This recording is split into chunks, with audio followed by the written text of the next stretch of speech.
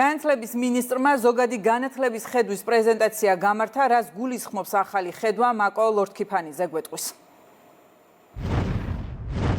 გამომდინარე იქედან, რომ ტექნოლოგიები სწრაფად ვითარდება და ციფრულ ეპოქაში ვიმყოფებით, მნიშვნელოვანია ეს აისახოს სკოლებზეც და საგანმანათლებლო პროცესსაც.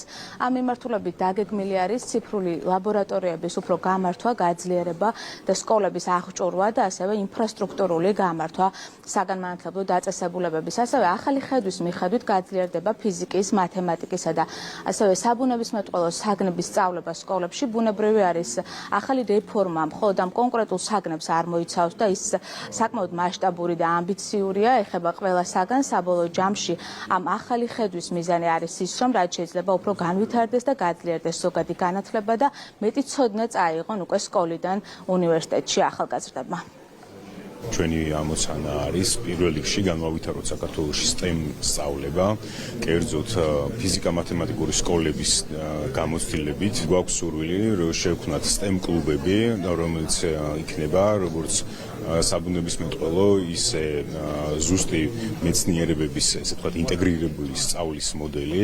ასევე ჩვენი მიზანია ჰუმანიტარული სწავლების მიმართულებით, კერძოდ ქართული ენისა და ლიტერატურის სწავლების გაძლიერება. ჩვენი მიზანია ასევე შევქმნათ და დავამატოთ ჩინური ენის სტანდარტის შესაბამისად. ეს გამოწვეულია ერთის მხრივ, სწორედ სასკოლო საზოგადოების, სკოლის მოსწავლეების მოთხოვნიდან. მინისტრის ხედვა არის, რომ სწორედ მათემატიკის და ფიზიკის სწავლება გაძლიერდეს.